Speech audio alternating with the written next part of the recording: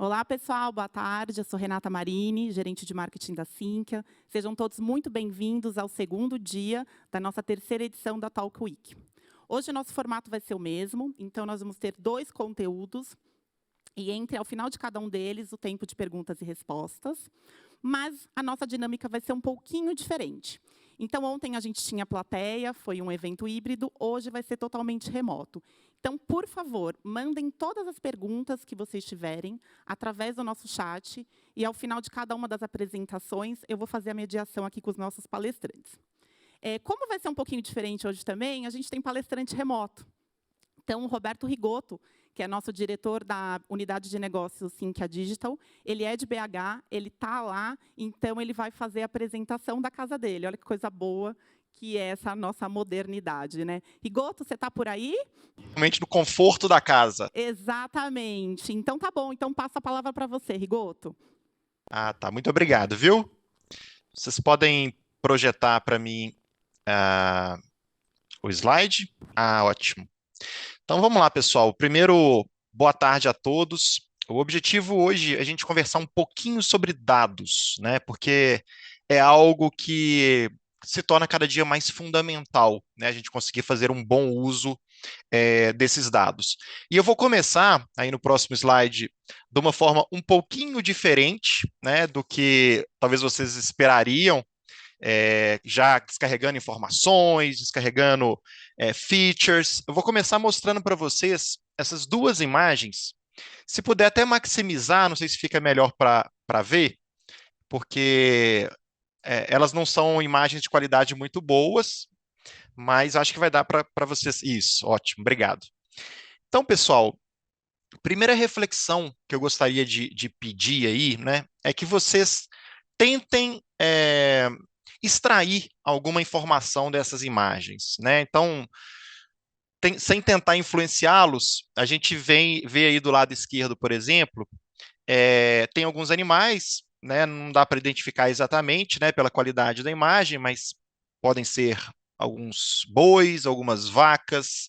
Parece que tem uma caminhonete, talvez algum fazendeiro olhando esses animais de dentro do carro dele. Do lado direito, a gente vê que tem uma lagoa, ou, enfim, um rio. Então, pensem nesse ambiente e o que ele traduz, né? Quais animais que são esses? Onde que isso está se passando? Né? Se a gente está, de fato, aí numa fazenda, se a gente está em algum outro tipo de ambiente, se é um ambiente que está traduzindo um equilíbrio, né? Esses animais estão aí em paz, né? Estão pastejando, estão bebendo água. Então, essas duas imagens iniciais aí já nos trazem aí alguns insights. No próximo slide, a gente vê novas duas imagens. Aí, se puder maximizar de novo, por favor. Do lado esquerdo, né, a gente tem um lago, né, e aí do lado direito a gente tem alguns animais que aí dá para ver pela imagem que parecem ser leões e leoas, que, né, até pelo sentido aí da imagem, parece que estão olhando para esse lago, né? E eu não sei se essas imagens, né, já trazem para a gente novos insights que nos façam repensar aquelas conclusões das imagens anteriores, do tipo, poxa, realmente aquilo se parecia com uma fazenda, mas não tem leão em fazenda, então está parecendo mais um cenário realmente aberto, talvez algo lá na África que está se passando por ali. Poxa, tá todo mundo parece que no seu habitat, tem um equilíbrio, né? Leões de um lado, aqueles bois, aquelas vacas de outro. Então já muda um pouquinho a nossa percepção. No próximo slide, novas duas imagens, né? E aí já tem um certo choque, porque a imagem já traduz para a gente uma realidade totalmente diferente. Do lado esquerdo, a gente vê aqueles animais correndo, e aí, como a gente está com uma imagem mais próxima, talvez não sejam vacas e nem bois, né? Já se parecem mais com búfalos. E a gente vê do lado direito que talvez aquele equilíbrio, aquela paz, né? Animais ali pastejando, já não seja bem a realidade. porque apesar da qualidade aí tá baixa, a gente tem um filhote de búfalo dentro da água com nada mais, nada menos do que 4 ou 5 leões, né? Então, todo o cenário que a gente tinha até então já começa a desfazer, né? Numa próxima imagem, no próximo slide, a gente tem aí a sequência aí dos acontecimentos.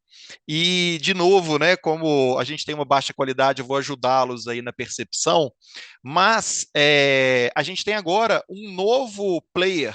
A gente tem um crocodilo segurando aquele filhote de búfalo, né, ele segurando talvez ele pelo rabo, e os leões, as leoas, pela terra, né? Então a gente tem um animal aí sendo disputado agora entre leões e um crocodilo. Então a coisa ficou, o cenário piorou bastante e a chance de vida aí desse filhote de búfalo ela é bem remota.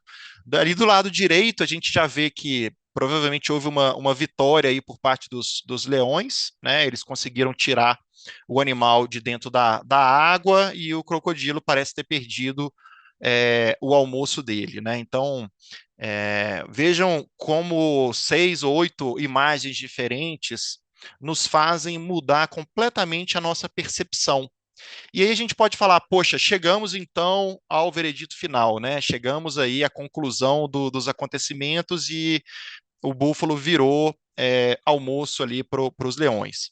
Aí no próximo slide, o que eu queria mostrar para vocês, não mais fotos, mas o filme, né? Onde essas fotos foram extraídas, né? Então vocês lembram daqueles animais lá na esquerda, que a princípio se pareciam bezerros, bois, vacas.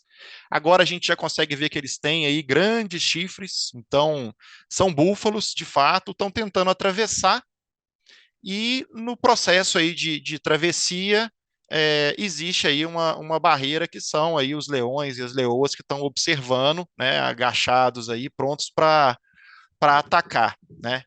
É, um dos búfalos aí parece que já consegue visualizar, aí a gente lembra dessa caminhonete também que estava estacionada, e começa naquela dúvida, né? Se eu enfrento, se eu não enfrento, e quanto ele menos esperava, os animais partiram para cima, né? Essa é outra imagem que a gente viu nas fotos, e aí um leão consegue, né, pegar o menor, ele estava até mais próximo de um búfalo grandão, mas ele estrategicamente decidiu pegar o filhote, e aí começa a luta pela vida, e os leões, né, atacando, e aguardem que o final não é tão trágico, tá? Aqueles que não conseguem, a ansiedade fala mais alto, podem ficar um pouco mais tranquilos. Mas aí a gente vê, né, mais uma foto daquelas que foi extraída, olha, do crocodilo aparecendo, né, algo que parecia que estava ali concretizado já, começa a mudar, olha, ele puxando realmente para a esquerda, tentando levar para dentro d'água, né, onde que é uma zona de domínio dele, e os leões tentando puxar o animal para a direita, porque eles não querem entrar na água, que ali não é a especialidade deles, né? Deixar desenrolar um pouquinho mais o vídeo, para vocês verem os acontecimentos, né? Aí tá toda a luta. Esse vídeo ele é bem longo, tá, pessoal? Mas a gente reduziu ele para coisa de 2 minutos. Mas é um vídeo que originalmente ele tem cerca de 8 minutos, né? E tudo isso aí vai acontecendo, vai se desenrolando com muito mais tempo.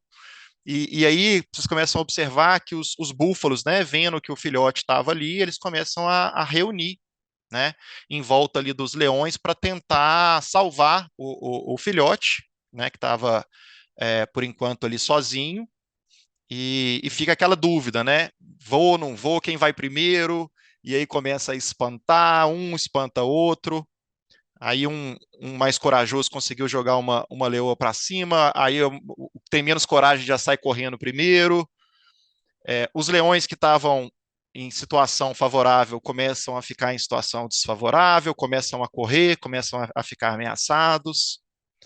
Então, percebam que tudo muda, né, o tempo todo.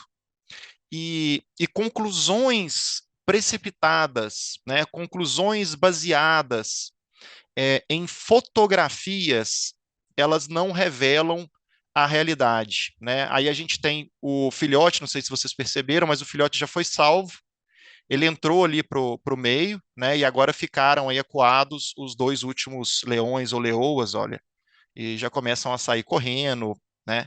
Então, bem, eu acho que isso, acho que o vídeo já cumpriu o papel, né?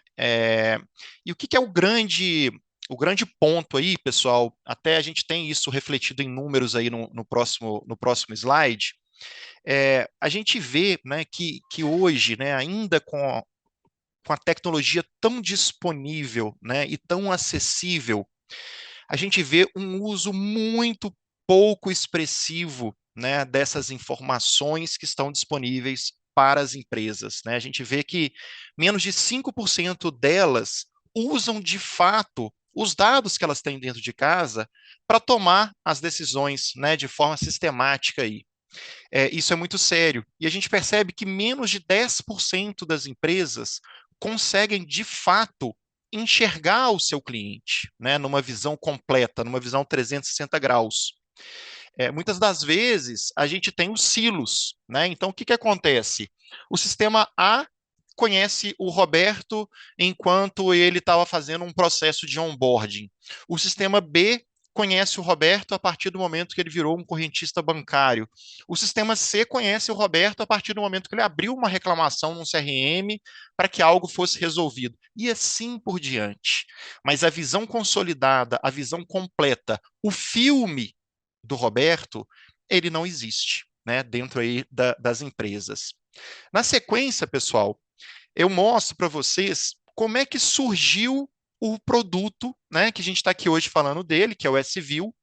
Ele surgiu numa iniciativa muito legal, né, que foi um hackathon que a gente preparou, e aí a gente convidou as três bigs, né, Microsoft, AWS e Google, e a gente mostrou o desafio. Olha, a gente quer apoiar as instituições, a gente quer apoiar as empresas a conhecer os dados, a fazer um bom uso desses dados, né? Realmente transformando em informação útil.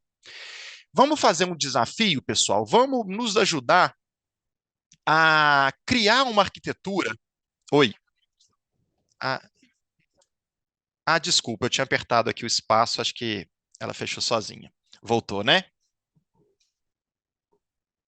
Ah, tá bom.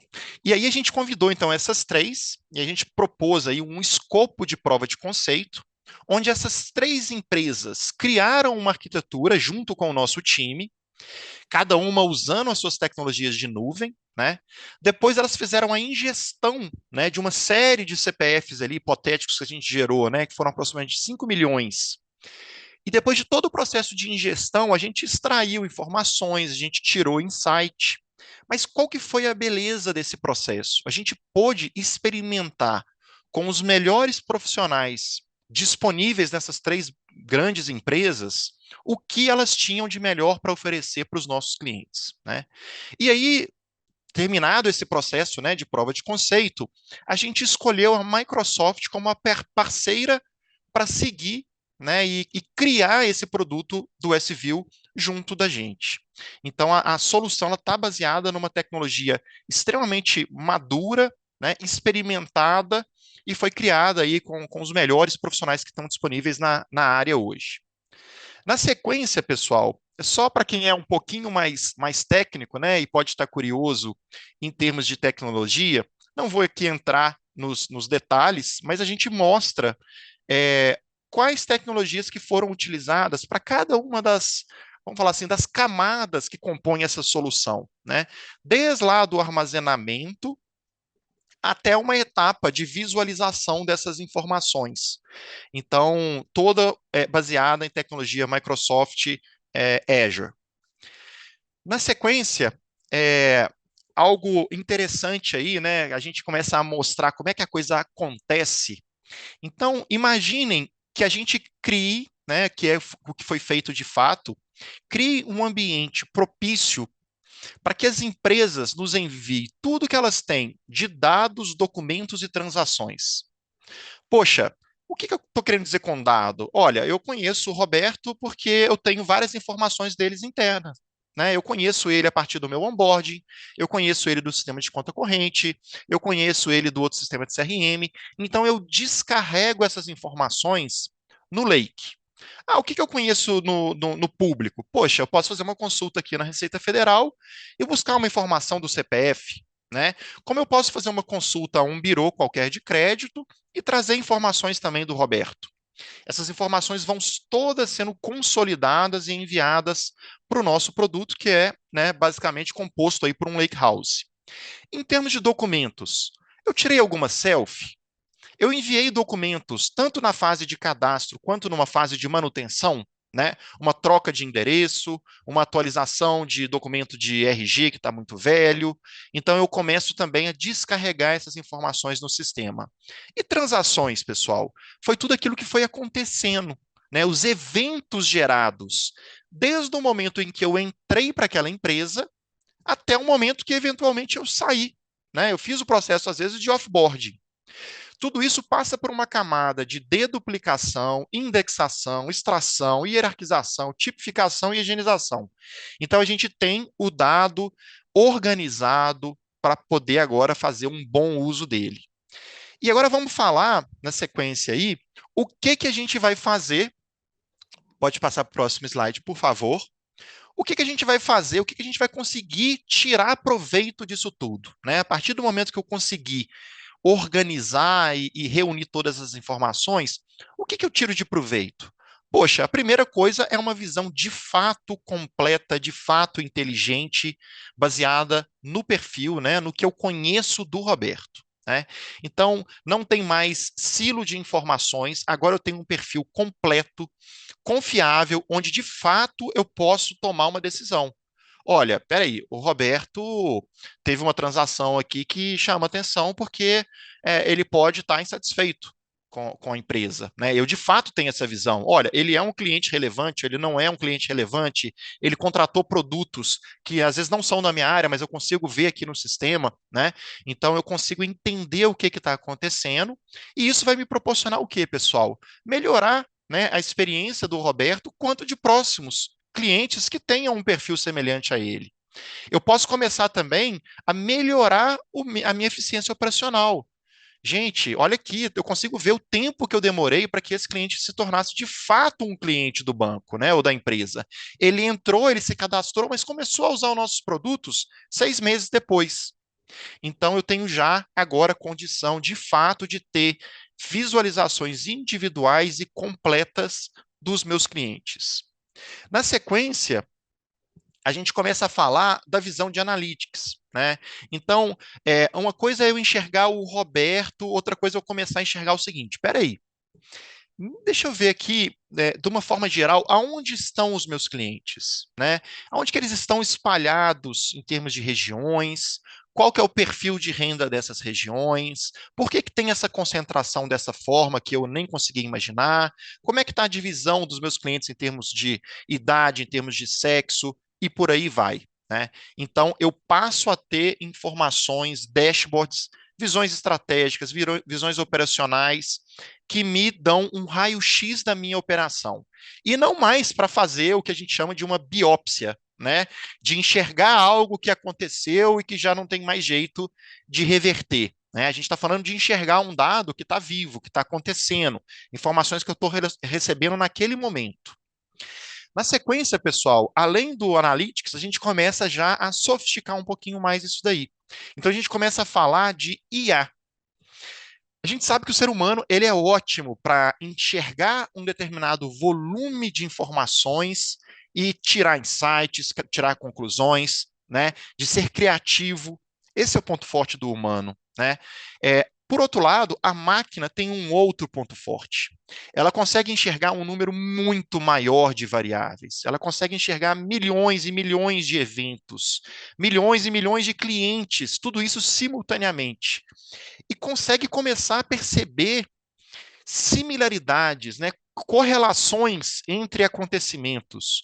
opa, peraí, começo a perceber uma correlação entre entrar em contato com o CRM com um determinado tipo de evento, não acontecer, por exemplo, uma aprovação de um pedido de aumento de limite de cartão de crédito, por exemplo, e a saída, né, ou o desuso dos produtos daquela empresa por parte desse cliente.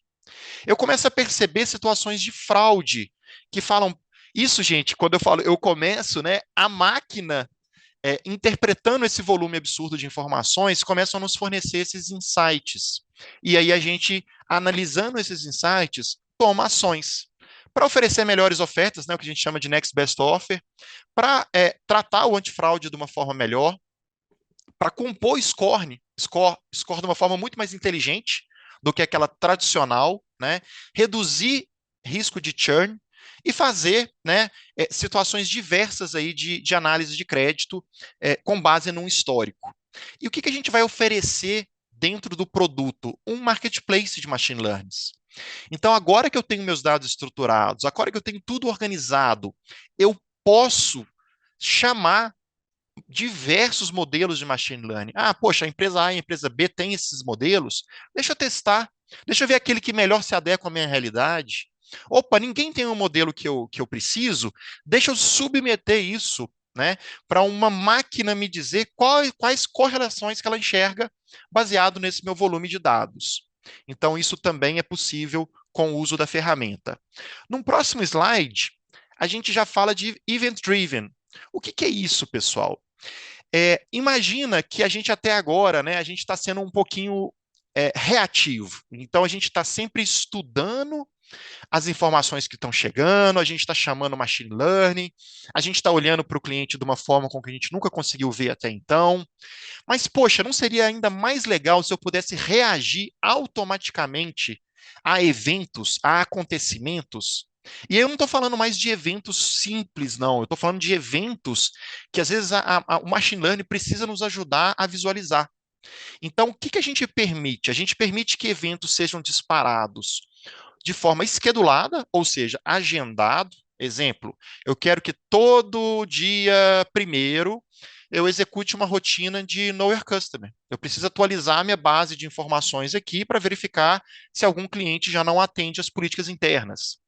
Como ele pode ser também disparado e baseado em eventos. Um exemplo aqui, poxa, houve um evento de troca de senha e, na sequência, começaram a acontecer transações de Pix, né, que não condizem com o perfil daquele determinado cliente. Então, isso pode disparar um alerta para a nossa área de segurança, por exemplo. Tá? Então, aqui são alguns eventos de event-driven. No próximo slide, pessoal, a gente já resume, né? Como a gente falou muita coisa, a gente resume um pouquinho, pode dar um next aí, por favor? Tudo que foi falado até então, né? Então, após aquele processo todo de ingestão, que já está muito bem organizado, que tem escalabilidade, a gente tem esses quatro grandes pilares de benefícios, né, de features que o produto S-View entrega para os clientes. Num próximo slide, a gente mostra como que isso está aberto, né? Então, poxa, isso é só simples? Não, isso é aberto, isso está recebendo informações de diversos players, até concorrentes, porque essas informações são relevantes para que eu tenha, de fato, uma visão daquele cliente, para que, de fato, eu possa tomar uma decisão que antes eu não conseguia. Por último, turma, a gente consegue aí listar, né, para organizar aí um pouquinho as ideias. Acho que pode dar um next, por favor. Isso. Tudo aquilo que a gente enxerga de benefício, tanto para a área de negócios, quanto para a área de dados. Pode dar mais um espaçozinho aí, mais um next. Mais um. Isso, obrigado. E aí a gente consegue perceber que não só a área de negócios, né, aquela que precisa da informação, que precisa de tomar uma decisão, poxa, eu vou criar um produto novo ou eu vou atacar o público feminino ou não, esse produto que eu lancei deu certo ou não deu, como é que está sendo a curva de crescimento, como é que está esse cliente, como é que não está. Então, tanto a área de negócios se beneficia, quanto a área de dados. Por quê? Porque é uma plataforma aberta. Então, poxa, isso vai ficar na mão da Sinqia e a minha área de dados. Acabei de compor uma área de dados que ia começar a criar um produto. Ela se beneficia porque ela pode fazer uso dessa plataforma também, né, para as explorações dela, né? Então, eu quero ir lá construir uma consulta, construir uma query, eu quero ir lá e construir um BI, um dashboard, criar um evento. É uma plataforma aberta nesse sentido, tá, turma? Bem, acho que aí eu consegui mostrar tudo que eu gostaria, acho que cumpri aí os 30 minutinhos, e acho que a gente tem um tempo agora para perguntas, né, Renata? Vocês estão me ouvindo? Estão me ouvindo? Ah, então Tá, mas tá bom. agora eu tô. Então tá bom, temos sim. Recebi uma pergunta aqui no chat, aproveita, vai tomando a sua água aqui enquanto eu leio a questão. É o seguinte: como vocês garantem a restrição de acesso aos dados para garantir que somente pessoas estritamente autorizadas possam acessá-los, não só na transmissão, mas também no lake? Perfeito, é excelente pergunta, né? Nessa era que a gente está na preocupação com LGPD, esse é um tema que não podia ficar de fora, tá? E a gente tratou ele desde o primeiro dia, né, com os profissionais das três Big Techs. Então a gente criou uma camada de governança dessas informações. A gente consegue restringir quem acessa o quê, né? E para qual uso aquilo está sendo feito. Por quê? Porque a gente tem diferentes situações possíveis dependendo do uso que vai ser feito. Exemplo, quando a gente faz uso de uma determinada informação em benefício de uma antifraude, a gente tem uma possibilidade maior de uso dos dados, né? Então a gente permite que algo seja feito. Quando a gente tem um acesso a uma visão 360, onde que eu posso acessar, por exemplo, o dado do cliente, os documentos, eu consigo restringir exatamente qual área vai acessar, o que ela vai conseguir, né, enxergar de informações. Então, o controle ele é feito pela própria ferramenta, tá? A gente consegue segmentar os acessos e restringir, de fato, o que precisa ser restrito aí para que a gente tenha uma governança adequada dessas informações. Olha, legal, vamos para a próxima, então. Roberto, boa tarde. Já estão integrados com os sistemas da Sinqia? Boa pergunta também. A gente começou já, a gente já tem dois produtos aí que estão bem encaminhados, tá? A gente já tem integração com os próprios produtos da Simple, né? Que aí a gente está falando do S-Works, que é o nosso produto de workflow, a gente tem integração com o Atomics, que é o produto de interpretação de documentos, a gente tem integração com o S-Forms, que é o produto de captura, já temos integração com o Mining, né, que é nosso produto de mineração, que vai na receita e por aí por diante. A gente tem integração, além da Simple, com o pessoal do consórcio, né? A vertical de consórcio começou um trabalho, então a gente está entregando, inclusive essa semana já, dashboards voltados para a realidade do consórcio, e está ficando maravilhoso. O legal é que a gente está conseguindo suprir até alguns desejos da ferramenta de consórcios, né? Um exemplo aqui, os clientes de consórcio, eles têm a necessidade de enxergar como se fossem datas base, né? Como se fosse um histórico de parametrizações, de como é que estava o consórcio numa determinada data, e o produto em si não tinha essa feature, né? Aí, como o SView ele guarda o histórico, ele guarda toda a evolução que vai acontecendo à medida que ele vai fazendo a ingestão dos dados, a gente conseguiu suprir essa necessidade. Então, a gente também tem consórcio, a gente também tem previdência aí, né? A gente está fazendo trabalho agora com a previdência. Então, a gente está, sim, eu acho que até a fase atual é de força total nessas integrações, tá? Mas já tem várias que estão já tem várias concluídas e algumas outras em andamento, tá?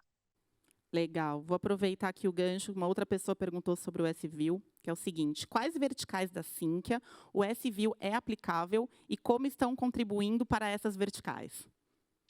Ele é aplicável a todas, né? Algo legal. Hoje a gente está muito aqui no mundo financeiro, né? Então a gente está falando de consórcio, a gente fala de fundos de câmbio, mas ele vai além. Né? É um produto que a gente pode muito bem enxergar uma indústria usando, uma utilities. Então, quando a gente fala de um produto que ele não está, vamos dizer assim, amarrado necessariamente a uma linha de negócios e que ele te permite fazer a ingestão de dados, documentos e eventos, a gente enxerga que várias linhas elas se encaixam nessa necessidade, né? Então, claro que o nosso foco é o mundo financeiro, mas a gente tem uma abertura aí para outros segmentos que não sejam só finanças, né? Obviamente, no mundo digital, né, a gente está com a Kit e com a FEP também, né, aí no processo de integração. Então, eu diria que está bem encaminhado aí, Renata. Bacana. Mais uma aqui. Embora tenha sido criado no Azure, é possível ou existe algum roadmap para rodar nas outras clouds? É possível, mas não está ainda no nosso roadmap, tá? A gente viu uma coisa legal, né? A gente viu que a gente consegue fazer algo muito parecido e a gente esperava isso, né? No Azure, na Google e na AWS. As três têm ferramentas que nos permitem chegar aonde nós chegamos. Mas como foi feita uma análise assim bem criteriosa e minuciosa, nós enxergamos diferenciais para que a gente adotasse a Microsoft como parceira, né, no desenvolvimento dessa solução. E aí, né, eu não sei quem fez a pergunta, mas eu estou aberto aí para depois poder aprofundar e explicar os diferenciais que a gente enxergou, porque eventualmente alguém está querendo tomar uma outra decisão, né, de qual nuvem escolher, e aí a gente pode contribuir com isso também, tá? Combinado. Então, gente, quem mandou a pergunta, se quiser escrever mais no chat, tá bom? Aí depois eu passo para o Roberto e ele Isso, entra em passa o contato. e-mail, exatamente. Maravilha. Temos uma última aqui, Goto. Seguinte, Manda lá. Roberto, você comentou que é da área da unidade digital. Quais outras empresas fazem parte do digital? Ah, beleza. Obrigado pela pergunta. O digital, pessoal, ele tem uma característica cross, né? Então, por natureza, as empresas que entram aí e que são classificadas como digital, elas geralmente têm uma pegada mais SaaS, elas têm uma pegada mais escalável, mas um dos pontos principais é ser cross, né? Hoje a gente tem 3 empresas compondo a unidade digital. Uma dessas empresas é a Simple, né? Empresa que eu acabei fundando, né? Há 15 anos atrás.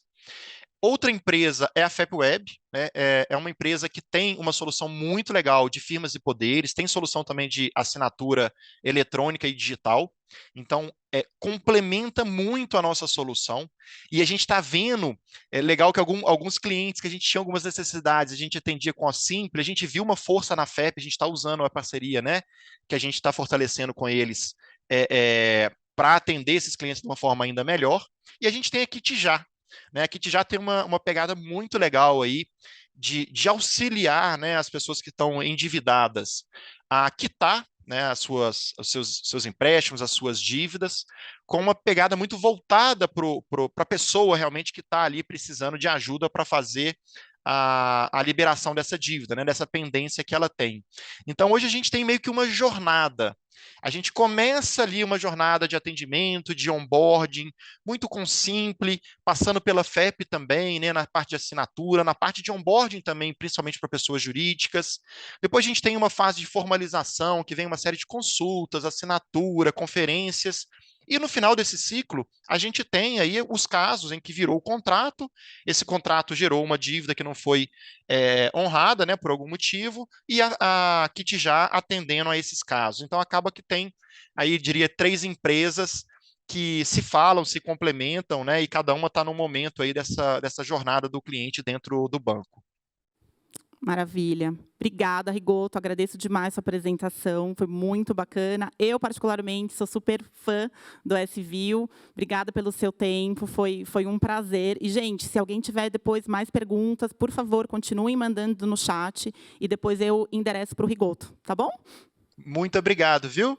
Obrigada, Até logo, pessoal. Rigoto. Até Tchau, mais. tchau. Bom, gente, vamos continuar por aqui. Agora eu quero chamar aqui para o palco, agora presencialmente, o Fernando Malta, que é o nosso gerente de segurança da informação aqui da Sinqia, e também o Anquises, que é Anquises, desculpa, Anquises, é um nome diferente esse, né? Não, acho que muita gente confunde, né? Que é do C6 Bank. Agora, vou te falar que eu estou lendo aqui o seu cargo e precisa ter um inglês bem fluente para falar, né, não? Gente, bem-vindos. Obrigado. Fiquem à vontade. No final, eu volto para a gente fazer também as rodadas de perguntas, tá bom? Obrigado. Obrigado, Renata. Boa tarde, pessoal. Boa tarde a todo mundo que está aqui nos ouvindo. Primeiro, agradecer aqui, poder participar mais uma vez do Talk Week, né? Segunda vez que eu já estou por aqui. É muito bom poder falar um pouquinho de segurança, disseminar um pouco da cultura, falar de alguns programas bons, algumas ideias positivas que a gente tem realizado aqui na Sinqia. E hoje, para ajudar aqui a falar um pouquinho, trago o Anquises, né, um convidado, conheço acho que há mais de 20 anos, quando ele tinha cabelo. Brincadeira, nunca teve cabelo, mas a gente já está no mercado há bastante tempo aqui. Eu falo de alguns eventos que a gente é da época que de segurança era só mato, né? Porque estamos falando de 20 anos atrás, 25 anos atrás, segurança da informação, tinha muito que evoluir, e é interessante ver como que está hoje o mercado brasileiro, o mercado financeiro nisso. Então, Anquises, primeiro, obrigado, pode se apresentar também. Opa, obrigado aí pelo convite, é um prazer aí participar desse bate-papo. Eu trabalho atualmente no C6 Bank, né? Estou no mercado de segurança já há bem mais de 20 anos, né? Que nem o Fernando falou, e já passei por várias empresas, várias áreas aí, e, entre outras coisas, né, lá no C6, eu cuido da parte de Threat Intel, né, que é a gente identificar novas ameaças antes que elas aconteçam, e também cuido do nosso Bug Bounty, né, que é o tema desse bate-papo. Né, e é um prazer aí compartilhar a experiência com vocês. Não, é isso mesmo, é isso mesmo. Então, hoje o que a gente vai comentar aqui é falar do programa de recompensas, né, ou como a gente mais chama de Bug Bounty, tá? Então, deixa eu ir passando aqui. Bom, o Anquises já falou aqui de toda a experiência do programa que ele tem lá há mais de 3 anos aqui no C6, e eu já até adianto também que a gente tem o nosso programa, e eu baseei muito, Anquises, na sua experiência do seu programa lá de sucesso do C6.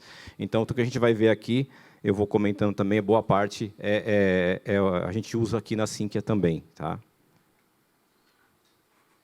Anquises, se quiser, pode conduzir também, então fica tá bom, à vontade. vamos lá. Qualquer coisa você me interrompe aí, dá Com uma bicuda certeza. aí por baixo da câmera, tá? Não tem problema. Né?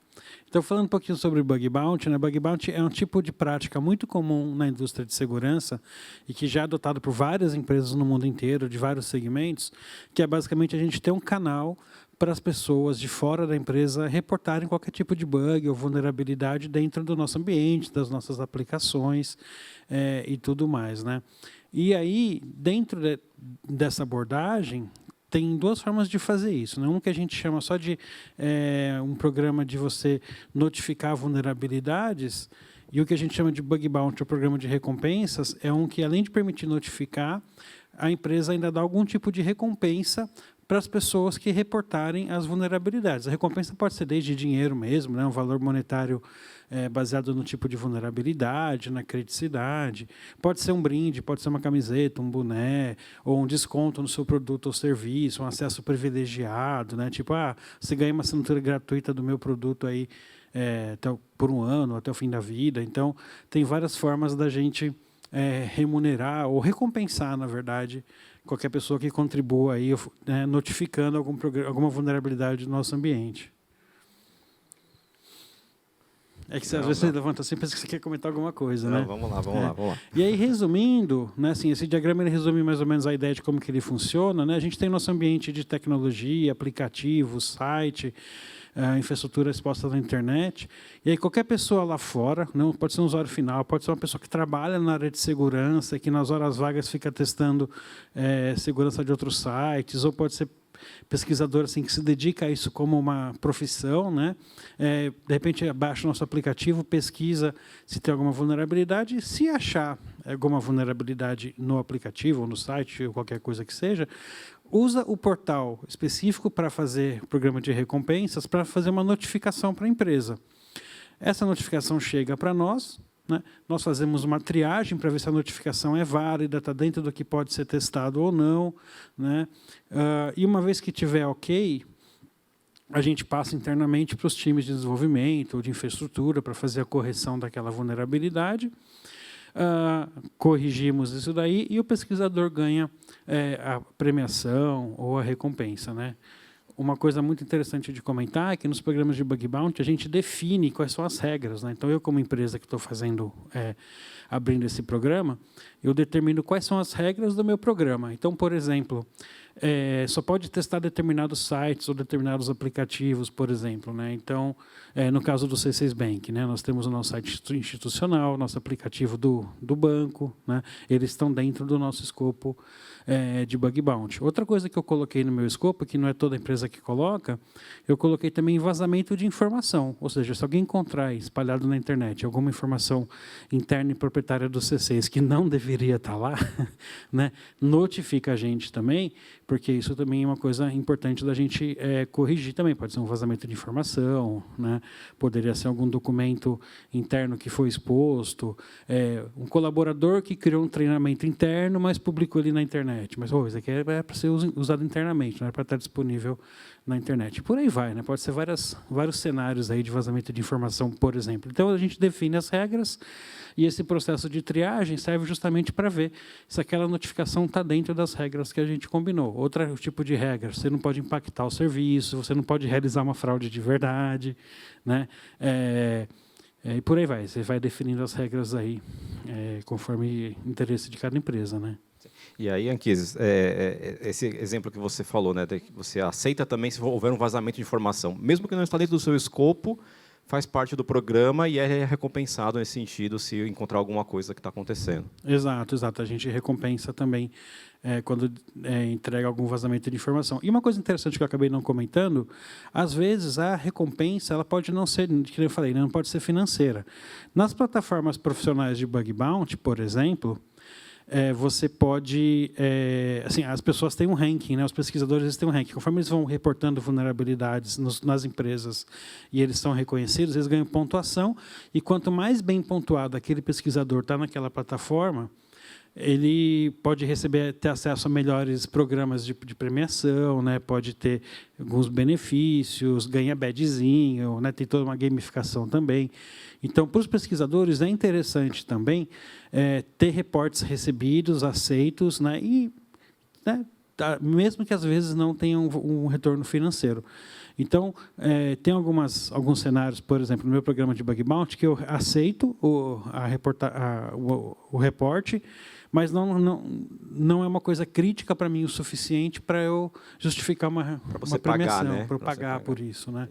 Então, tem sempre um ganha-ganha, assim, né? O importante é pensar sempre num ganha-ganha. E aí, esse pesquisador, ele acaba tendo lá um privilégio, né, nesse sentido, né? Ele acaba subindo nos rankings, ele como o Anquises falou, acaba subindo, né? Então, para participar de outros programas, às vezes até com recompensas maiores, esse tipo de coisa. Bem interessante. Exato. É uma coisa interessante também, o nosso programa, em teoria, ele é privado, né? Ou seja, só pesquisadores pré-cadastrados têm acesso ao programa, não está aberto, tipo, publicamente no site para qualquer um reportar lá. Então, você precisa ser previamente cadastrado e previamente aprovado.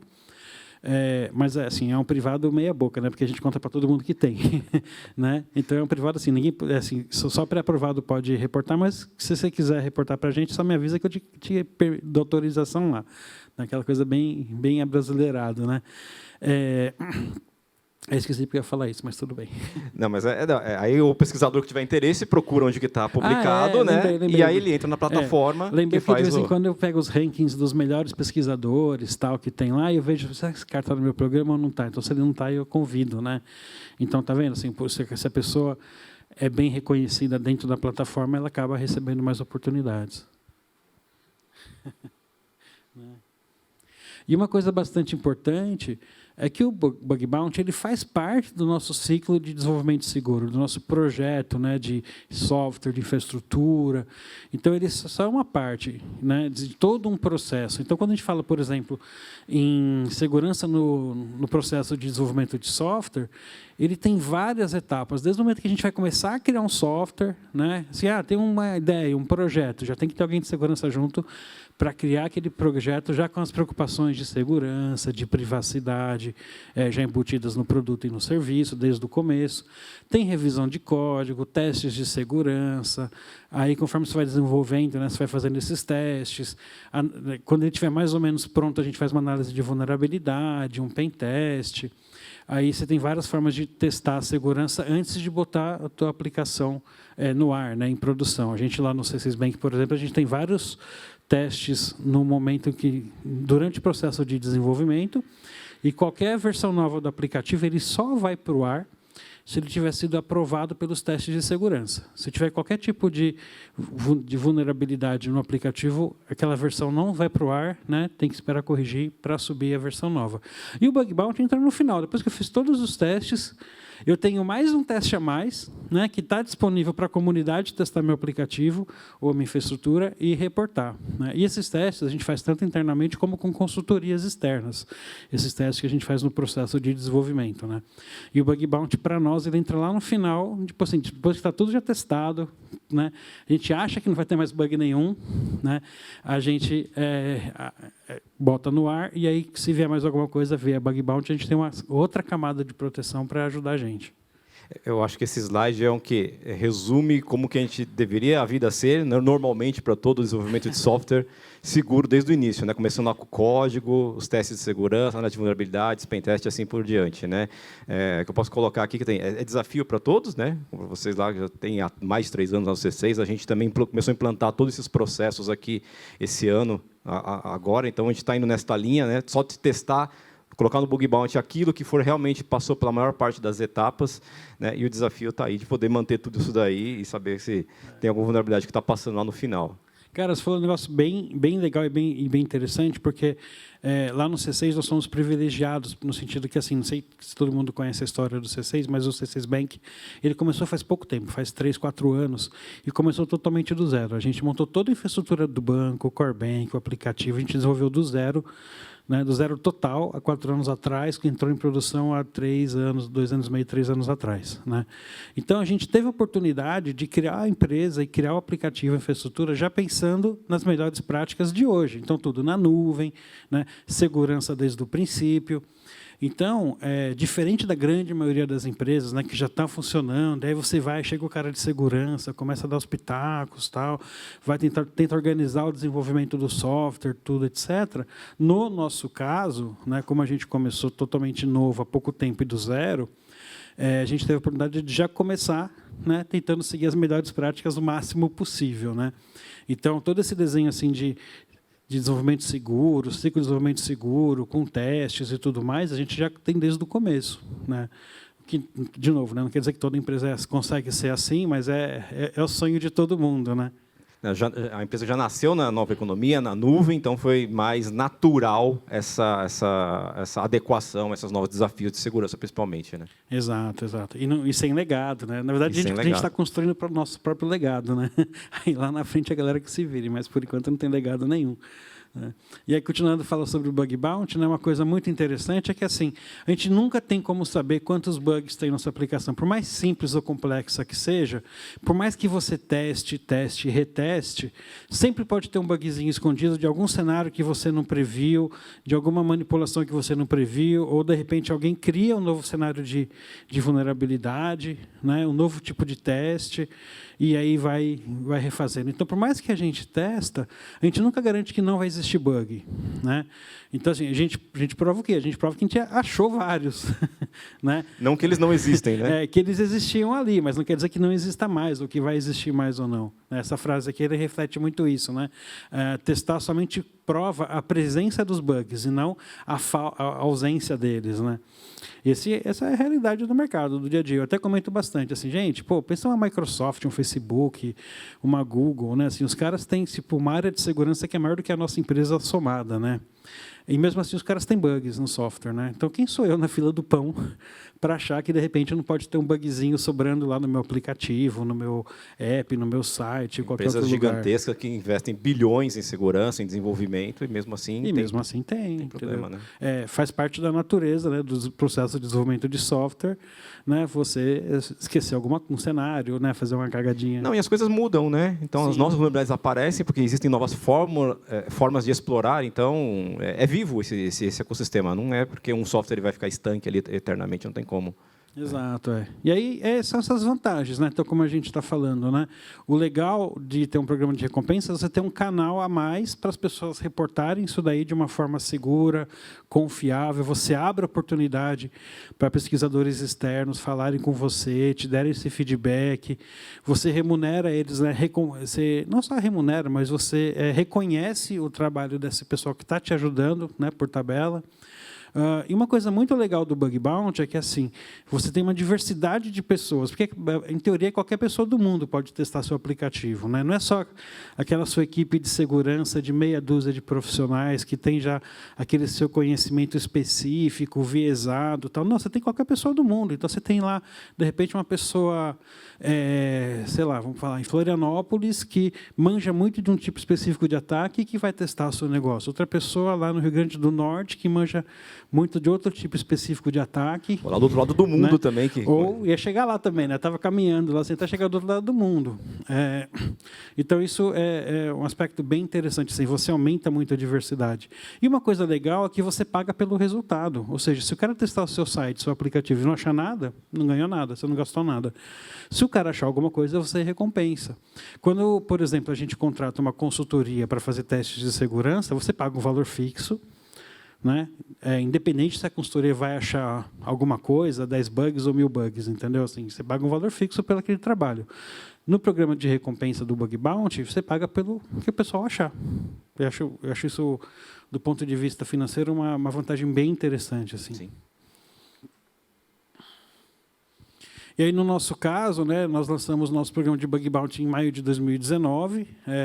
Curiosidade, a gente lançou o aplicativo do banco pela primeira vez no mês seguinte, em junho de 2019. Então, quando eu lancei o programa do Bug Bounty, praticamente não tinha nem o que testar, né? Era só um site web estático do banco, né? Mas já estava com o contrato assinado, já estava pilhado, não, vamos lançar, já colocamos no ar em maio de 2019. E no caso de vocês foi recente, né? Coincidentemente, em maio também, né? 3 anos depois aqui, nós lançamos o nosso aqui da Sinqia, como um programa semi-privado, né? E está explicando isso, como o Anquises colocou, né? Você tem algumas opções de abrir o seu programa, então você pode abrir de forma pública para que todos os pesquisadores analisem aquilo que você coloca no seu escopo, ou você pode fechar. No nosso caso, a gente fechou também, então são só os pesquisadores que a gente escolhe para poder participar. Então, a plataforma, né, tem lá de um parceiro que a gente contratou para fazer isso, mas os pesquisadores, a gente viu lá os top 15, por exemplo, do Brasil, que eram mais conceituados, né, naqueles metodologia de pontuação que eles possuem, que estão aptos a testar os nossos sistemas lá. A grande diferença é que o programa público, né, assim, qualquer pessoa do mundo pode testar e pode submeter vulnerabilidade através do portal, né? Assim, você não tem uma exigência de pré-autorização para submeter reportes, né? O que normalmente as empresas que oferecem esse tipo de serviço sugerem para a gente, né? Eu acho que você ouviu esse discurso também, é que normalmente quando deixa um programa público, como qualquer pessoa pode testar, às vezes vem muita besteira, muito teste muito simples realizado, e quando a gente limita para pesquisadores já pré-cadastrados e bem ranqueados, os testes são mais complexos, são mais maduros, então você acaba achando... você tem menos reportes, só que com muito mais qualidade do que se fosse um reporte público, né? Então, é muito comum no mercado que as empresas elas adotem programas de Bug Bounty privado ou semi-privado, né? E aí eu fiz uma pesquisa, né? Há pouco tempo saiu uma reportagem no portal CISO-Advisor, né? Comentando que aqui no Brasil as empresas começaram a adotar programas de Bug Bounty. De novo, isso é uma coisa que já existe lá fora há alguns anos e aqui agora no Brasil está pegando momento, né? Assim, está tendo bastante atratividade para as empresas. Aí eu fiz uma estimativa aí. Antes da gente começar o nosso programa, eu sabia de uma única empresa no Brasil que tinha um programa de Bug Bounty, que era privado, né? Como ela não falou quem era, não sei o que vou falar também, né? Eu sou fofoqueiro, mas eu tento me segurar às vezes, né? E aí, em 2019, nós lançamos o nosso, do C6 Bank. Fomos a primeira empresa brasileira a falar publicamente que temos um programa de Bug Bounty, né? E até onde eu sei, é o primeiro banco brasileiro a ter um programa de Bug Bounty, mesmo que privado ou não, né? Aí, um pouco depois, o pessoal da Hackaflag também, mais ou menos na mesma época, né? O pessoal da Hackaflag lançou a o portal deles como uma empresa, plataforma deles, uma plataforma, né, como fornecedora de programas de bug bounty, já com o primeiro cliente, que era a Quad, né? Quad, isso. Né? E aí, em 2020, surgiu uma nova empresa brasileira, Bug Hunt. Né? Então, hoje a gente tem 2 empresas brasileiras que oferecem esse tipo de serviço para as empresas brasileiras, né? A Hackaflag e a Bug Hunt. Fora essas 2, tem 2 empresas americanas que são bastante conhecidas e famosas nesse mercado, que é a HackerOne e a BugCrowd.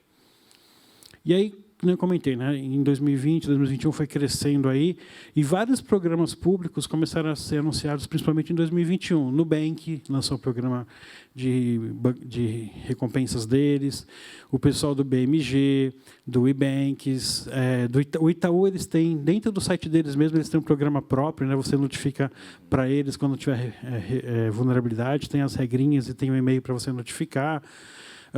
E aí foi crescendo, né? E, inclusive, né, vocês, né?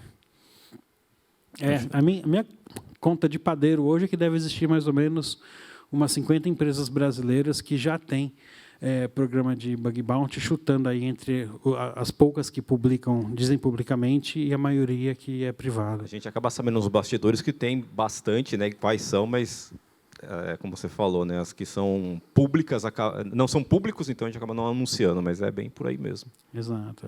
Conta de padeiro, mas tem a ver com a realidade, né? E aqui eu peguei uma estatística do nosso programa de bug bounty lá do C6 Bank, né?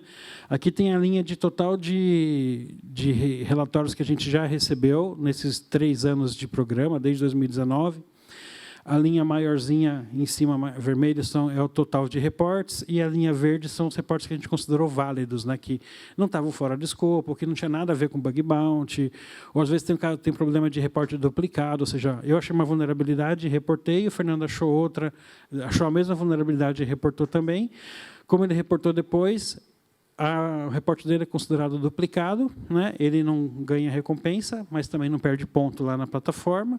E eu, como reportei primeiro, eu ganho a recompensa, né? Então, isso é muito comum nos programas de bug bounty. E aí, 2 coisas que eu costumo destacar quando eu mostro esse gráfico é, primeiro, que assim, né, a grande variedade, né? Como o negócio muda, assim, tipo, tem mês que não recebe nada, tem mês que recebe 2, 3 reportes, tem mês que recebe 10, é totalmente imprevisível.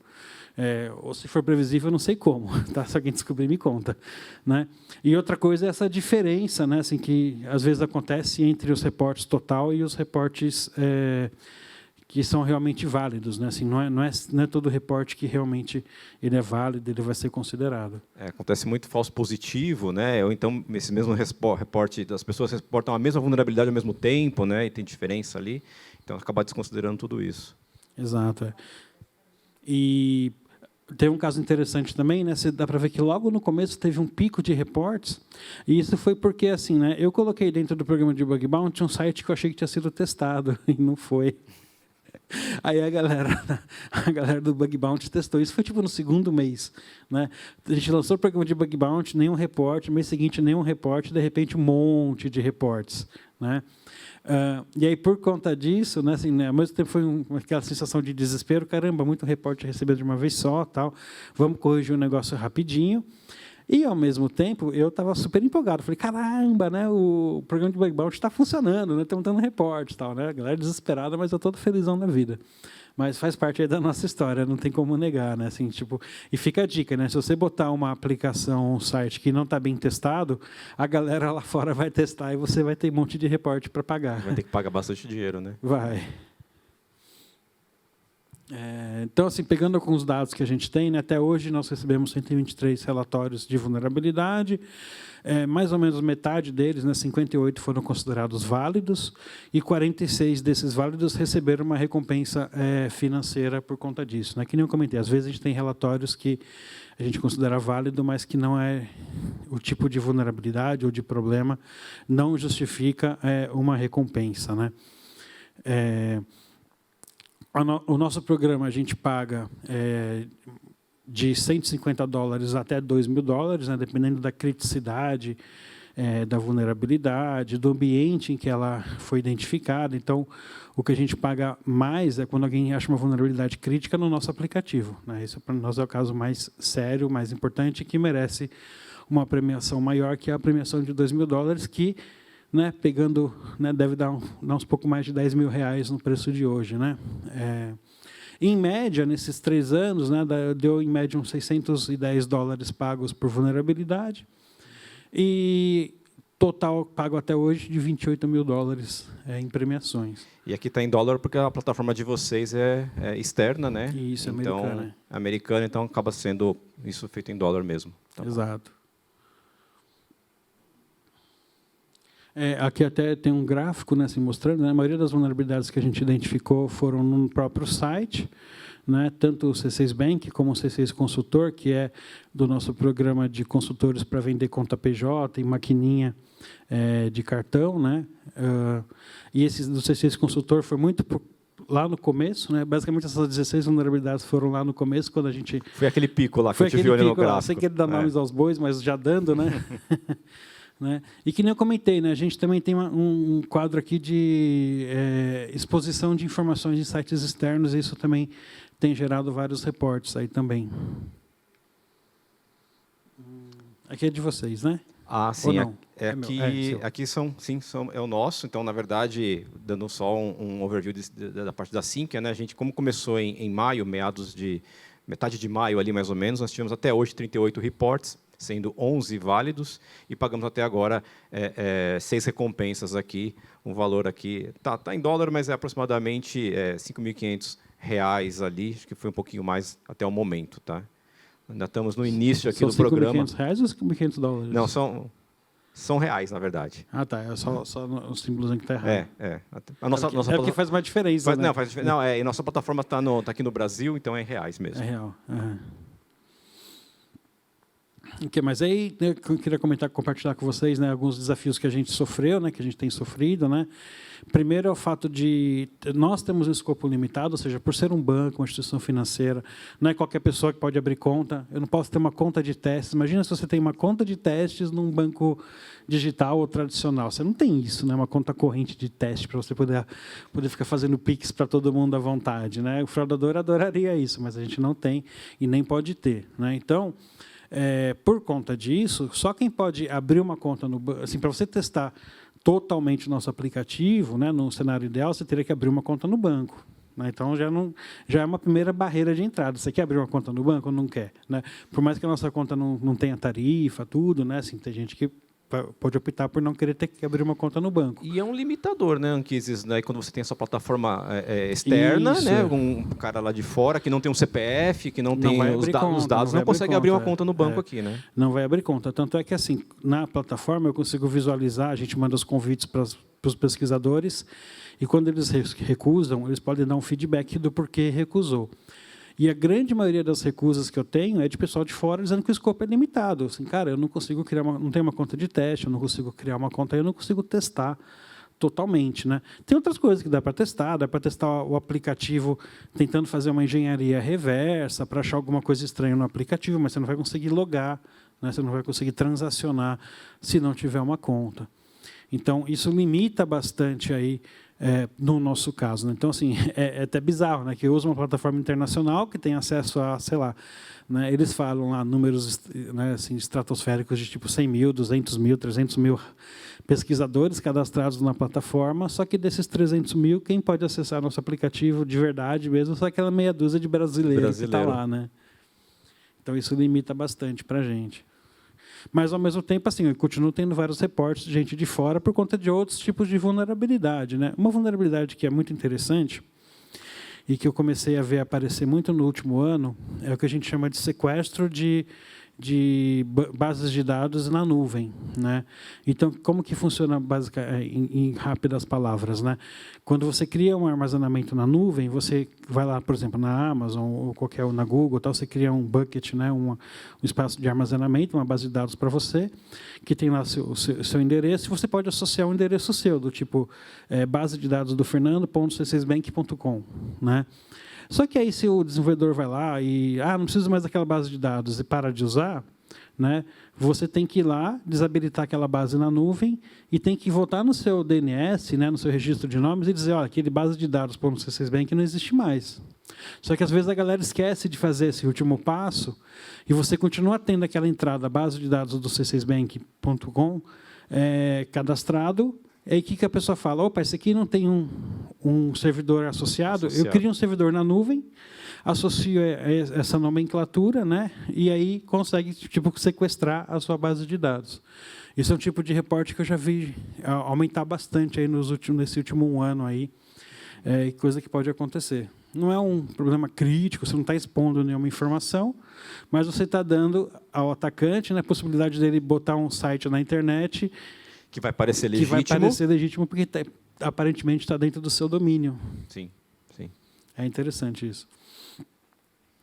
E aí tem uma coisa que a gente chama também, né, na indústria de bug bounties, né, que é implorar por recompensas, né, o pedinte de recompensas, que às vezes a pessoa reporta qualquer coisa, mesmo que não seja necessariamente uma vulnerabilidade. Então, já recebi reporte que poderia ter sido tratado na central de atendimento, do tipo, eu tentei encerrar minha conta e a minha conta continua ativa. Teve uma falha no processo da sua conta, né? Não é todo o cliente que não conseguiu. Outra coisa interessante também, às vezes, é regra de negócio. Pode parecer uma vulnerabilidade técnica, mas é uma regra de negócio. Então, por exemplo, se qualquer um de nós aqui que tiver conta no C6 Bank, provavelmente qualquer outro banco digital também, tá? Mas no C6 Bank isso acontece. Se você pedir para encerrar a sua conta, a gente vai lá e encerra. Só que se depois de um mês você tentar logar no aplicativo, você loga também. Ou seja, aparentemente a sua conta continua ativa, mas na verdade a sua conta está inativada, você não consegue transacionar, movimentar nada, mas você consegue acessar o aplicativo para, por exemplo, pegar seu extrato do imposto de renda.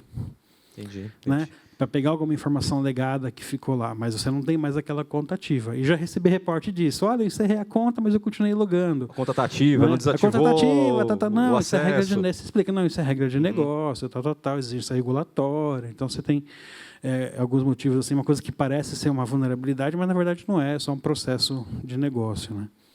Acontece. E uma coisa muito importante também é ter a questão da gestão do bug bounty, né? E cada empresa pode seguir o seu modelo, mas você tem que ter um processo formal de gestão. A gente tem um processo desenhado de quem tem que fazer o que em que momento, quem faz a primeira análise, segunda análise, quem vai tratar esse problema, né? No nosso caso, como que a gente faz? A gente tem a primeira análise, a triagem, né, do nosso fornecedor. Ele vai ver, isso aqui está certo, está errado, está bem escrito, está mal escrito, é duplicado ou não é. Se passou no primeiro filtro, chega para nós. Aí a gente tem uma pessoa que sou eu, que é o gestor do programa, que daí eu faço a primeira análise já com a visão do banco, né? E dependendo do tipo de vulnerabilidade, eu mesmo já valido, isso aqui realmente está vulnerável, tem que correr atrás, esse reporte faz sentido. Se for uma coisa mais complexa, a gente vai escalar para o nosso Red Team testar, né? Mas quem faz o tratamento interno do incidente, ou seja, vou acionar o time de infraestrutura, acionar o time de desenvolvimento, ou acionar o time de negócio, é o nosso CSERT.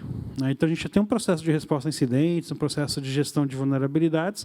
Eu encaixei o Bug Bounty como mais uma entrada, né? Mais uma fonte do processo de incidentes, né? Exato. Faz sentido, todo sentido. Mas a gente desenhou desse jeito. Mas aí cada empresa vai desenhar de acordo com sua gestão interna. Né? Aqui a gente acaba utilizando o nosso Red Team como ponto focal para receber os reportes depois de validado pela plataforma, no mesmo modelo.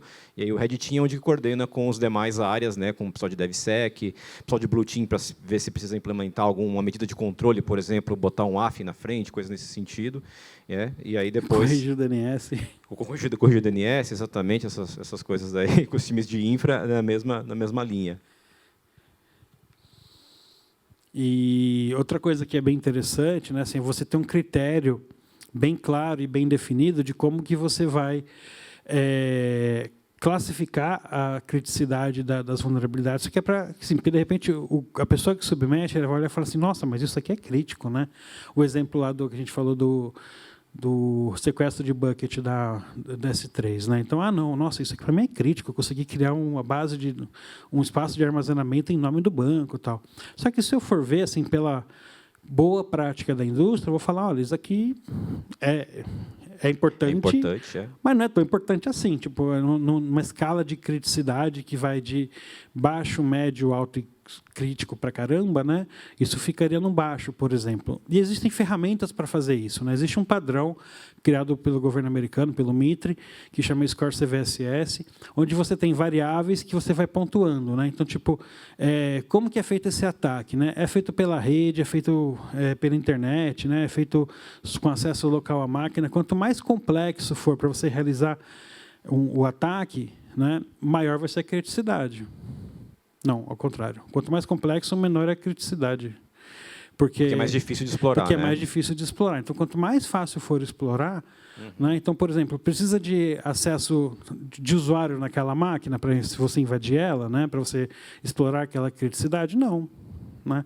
Basta eu criar um bucket lá de qualquer jeito, botar o nome certinho e eu já roubei a sua base de dados, por exemplo. Né? Então, esse tipo de critério ele é interessante porque você consegue dar uma regra única para todo mundo. A gente já teve vários casos de reporte que chegaram com uma certa criticidade, que o pesquisador botou baseado na própria estimativa, né?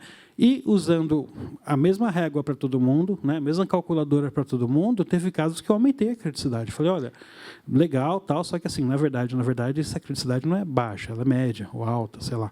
E vice-versa também. Né? A gente teve um caso, há pouco tempo atrás, de um pesquisador que reportou um negócio que, como crítico, né, você fala, olha, nossa, caramba, isso realmente é tenso, tal. Só que quando você vai botar na régua mesmo, você fala, não, mas espera aí, para conseguir explorar essa vulnerabilidade, era uma versão muito específica do software, rodando uma versão muito específica do Android, que você tem que ter acesso à máquina, você tem ao celular, você tem que ter uma sessão pré-autenticada antes, ou seja, eu teria que abrir o celular, fazer o login no aplicativo, fechar, para depois, na segunda vez que abrir, conseguir explorar aquela vulnerabilidade. Então, era tão complexo... Muito difícil, né? Era muito difícil que, de crítico, que era a expectativa do pesquisador, ficou baixo. Né? E aí você fala, putz, né, meu coração doendo pensando no cara. Né? Pô, o cara estava esperando reportar um negócio crítico que, na verdade, é baixo. Eu fico frustrado pela pessoa, mas a regra é uma só, né? A regra é essa. Porque deu trabalho para ele identificar tudo isso, com certeza. Né? Ele deve ter pesquisado bastante, tendo que ir atrás de vulnerabilidades específicas de cada ponto para poder chegar nesse ambiente. E acho que, por outro lado, tem aquelas vulnerabilidades que a gente recebe, que necessariamente não são tão altas, e quando você olha no seu ambiente interno, você fala, nossa, isso aqui pode causar um impacto ainda maior. Então, aí você acaba reclassificando também. Para o pesquisador é super bom, porque ele acaba tendo um aumento lá na recompensa, mas acontece também aqui. E uma coisa que eu faço também de vez em quando é que nem, por exemplo, assim, eu vejo que é uma vulnerabilidade que ele realmente dedicou bastante esforço ou, né, tem um impacto a mais que ele não teria visibilidade, a gente consegue na plataforma dar uma bonificação. Então, às vezes, eu dou, né, uma premiação extra. Você ganhou tanto, ainda te dou mais um tantinho, né, pelo esforço, pela dificuldade, pelo cenário específico. Então, a gente tenta sempre trabalhar isso daí para ser um ganha-ganha. Né? Assim, para mim, é interessante que o cara fique feliz do outro lado e que a gente fique seguro do lado de cá. Né? E que essa pessoa continue colaborando para a gente sempre. Mas já teve altas tretas também, a pessoa insistindo, não, porque é alto. Você fala, não, velho, aqui, ó, A mais B igual a C e tal. Né? Mas já tivemos altas tretas também. Faz parte. E aí, alguns comentários a mais, que a gente sempre ouve, né?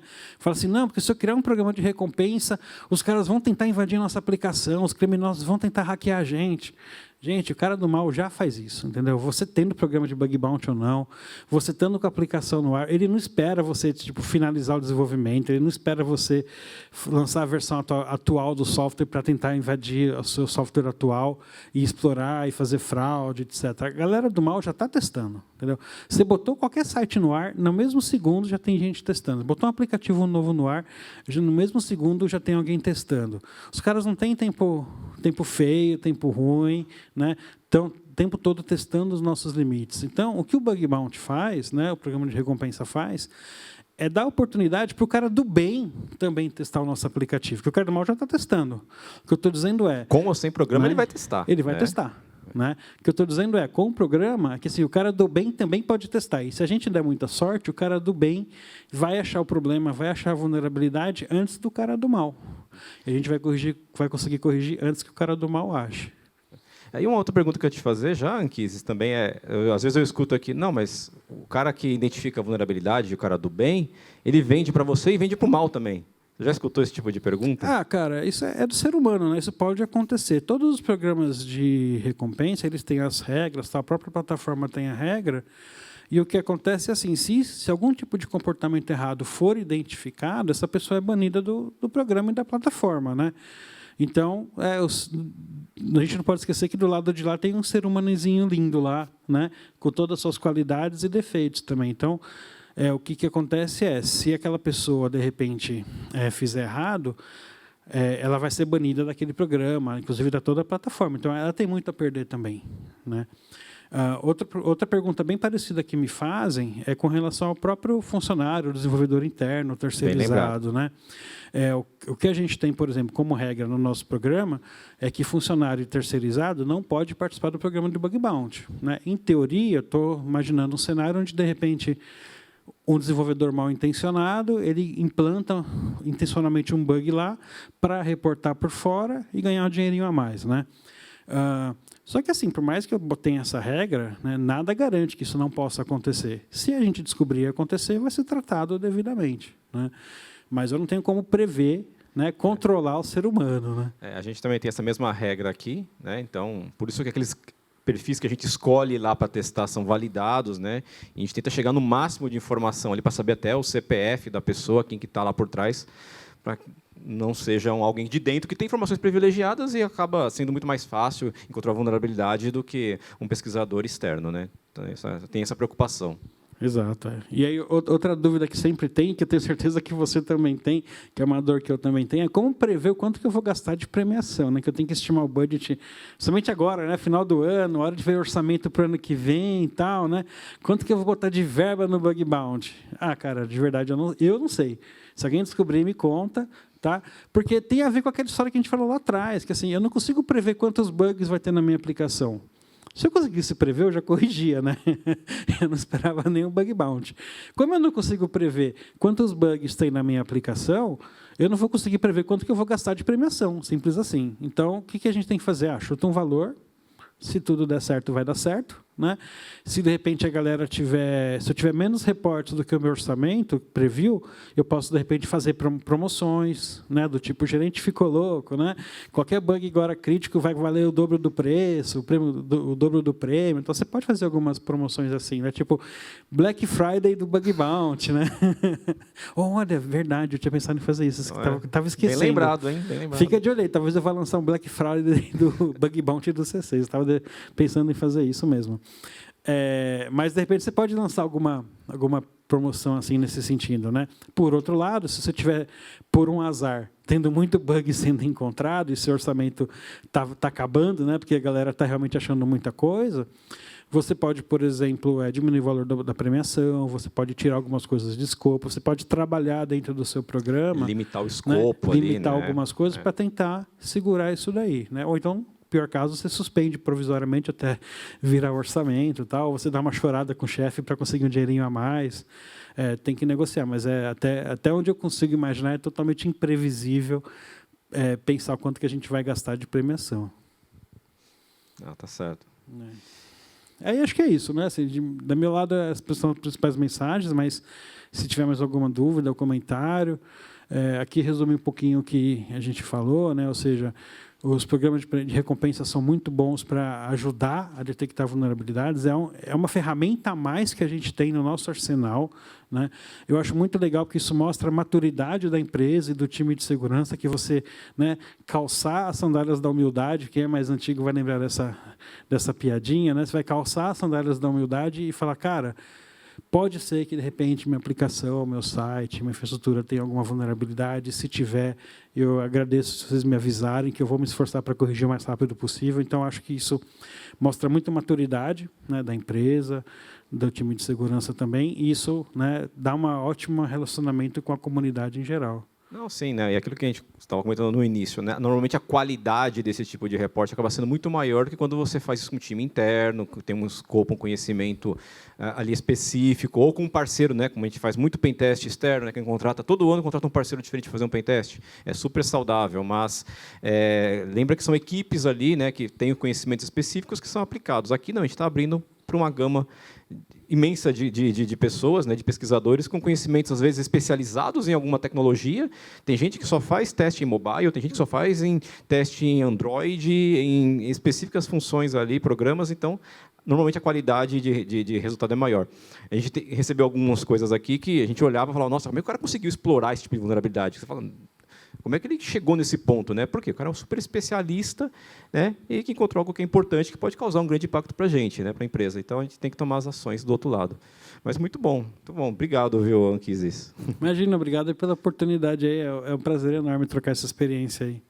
Legal, gente. Super obrigada. Conteúdo super relevante. Vou convidar vocês para sentarem agora, tomarem uma aguinha, enquanto eu faço as perguntas aqui que a gente recebeu do pessoal pelo chat. Esse é um assunto super relevante para todos nós, né, que está no dia a dia de todo mundo, então temos bastante perguntas aqui. Adoro pergunta. Vou começar. Trabalhar com o honeypot também seria uma boa estratégia para descobrir vulnerabilidades? Quem vai nessa? Pode comentar? Pode? Não, você. Ah, é? Para mim? Diga, Sacanagem. Sim, pode. Sim, é mais uma ferramental que a gente tem. O que é o honeypot? O honeypot, basicamente, é uma versão falsa do meu site, né, do ambiente que eu quero ser testado, e que eu deixo exposto lá, né, que se, de repente, alguém estiver tentando atacar a minha empresa, vai ver, opa, olha, ali tem um servidor vulnerável, vamos tentar atacar ele primeiro. E esse é o honeypot, esse é o servidor falso, né, é tipo o boi de piranha, né, ele está lá para ser atacado, né, que se for atacado, a gente sabe que tem alguém tentando atacar a minha empresa toda. Isso é uma ferramenta a mais, é um arsenal a mais que a gente tem para identificar qualquer tipo de ataque ao nosso ambiente. Eu só diria que, no caso do honeypot, ele tem um adicional extra gigante de trabalho, porque você tem que fazer uma engenharia reversa para entender como a pessoa fez aquele ataque, para você criar métodos de contenção daquilo. Então, é uma possibilidade, é usado, a gente também tem, mas é uma carga extra de trabalho bem e muito específico também. Imagina fazer engenharia reversa de ataque. Não é muito simples de se fazer, não é muito trivial, né? A gente não vê no mercado algo muito comum de ser realizado. Legal, gente. Vou aqui para a próxima. Como garantir que os pesquisadores envolvidos em um programa Bounty reportarão as falhas encontradas e que não utilizarão essa informação de forma errônea posteriormente? Eu acho que é o que a gente comentou, né? Aquela Isso. pergunta, né, que eu já recebi, né, de, mas o pesquisador pode vender para os dois lados. Ou ele pode não informar a empresa, mas pode tratar isso numa dark web, alguma coisa, vender informação. Né, eu acho que o que você comentou, né, é muito das pessoas. Né? É difícil você prever o comportamento humano nesse sentido. Né? A menos que ele veja uma possibilidade real de fazer alguma coisa e seja alguém realmente muito mal intencionado, eu acredito que ele nem estaria no programa de bug bounty, na verdade. Né? E, na verdade, ele vai testar independente de estar no programa de bug bounty, independente de você ter o programa de bug bounty ou não. Se o cara já está mal intencionado, ele já está testando. E ele vai achar a vulnerabilidade de qualquer jeito, porque minha vulnerabilidade já não é tipo assim, liga e desliga. Se eu tenho um programa de bug bounty, a vulnerabilidade existe, se eu não tenho, ela não existe. Ela está lá. Né? Então, primeiro que testar, primeiro que achar, vai fazer a festa. Ou vai fazer a festa contando para a gente, e a gente pagar uma premiação, ou vai fazer a festa do lado negro da força, né? E aí, seja o que Deus quiser. Né? Mas não tem como prever isso daí, mas isso de qualquer forma vai acontecer, de alguém testar e achar uma vulnerabilidade e não te contar, porque a galera, que a gente falou, a galera do mal já está fazendo isso. Né? O que já aconteceu, inclusive foi recente, numa dessas empresas que fornecem programas de bug bounty, né, que é essa americana HackerOne, eles tiveram um caso que até saiu na mídia, por isso que eu estou comentando, de um funcionário interno que fazia isso. Ele pegava os reportes que a galera mandava para as empresas e pegava aquela vulnerabilidade que alguém achou em alguma empresa e tentava explorar de outro jeito, ganhar dinheiro por fora. Aí, rapidamente descobriram a pessoa, foi demitida, está sendo processada, tal. Ou seja, o ser humano é uma merda. Com o ser humano, a gente sempre está sujeito a esse tipo de coisa. Se não podia, a gente faz um pi. Bota um pi, pessoal, bota um pi ali. Não, mas é verdade, a gente sempre tem que pensar na idoneidade das pessoas, né? Exato. Tem que continuar acreditando, senão para tudo. A gente acredita, mas também desconfia. É verdade, é isso mesmo. É paranoico de segurança. Vamos lá para a próxima. Quando vocês fazem a triagem das notificações de vulnerabilidades, qual o processo de comunicação desta ação para quem faz o reporte da vulnerabilidade? Quer contar o seu? Depois eu conto o meu? Acredito que deve ser muito parecido, né? Porque esses programas eles ficam, como a gente comentou, rodam por trás de plataformas, né, de mercado. Então, até para ter uma isonomia ali, não lidar às vezes diretamente com o pesquisador, a gente faz tudo via plataforma. Então, que é um portal web, né?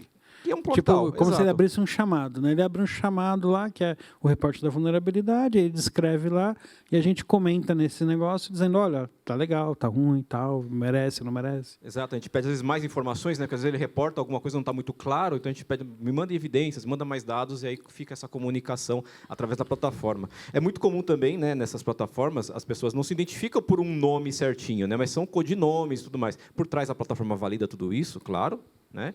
Mas você não tem acesso de imediato a todos os dados das pessoas que estão ali por trás. Mas é tudo via sistema mesmo. Muitas vezes eu nem sei quem que é a pessoa real por trás daquele usuário cadastrado na plataforma. E nem precisaria saber. Para mim, o que importa é que me reporta e que eu corrija logo. É tipo quando eu era adolescente no ICQ, né? Exatamente. Eu não sou dessa época, amigo, eu ouvi dizer depois, tal. Eu vi no History Channel, tal, mas é por aí. Existe alguma recomendação para executar o bug bounty somente em ambientes canary, não produção, ou é recomendado sempre ser feito em ambiente produtivo? Eu acho que os dois jeitos são válidos, entendeu? E aí vai de o apetite de cada empresa. Na minha visão, né, que foi o que a gente fez lá no C6 Bank, para mim o que é importante é saber somente se o aplicativo que está na mão do cliente está vulnerável ou não. Né? Porque o que está lá sendo desenvolvido, ele ainda tem vários ciclos de teste, de reteste, de correção. Né?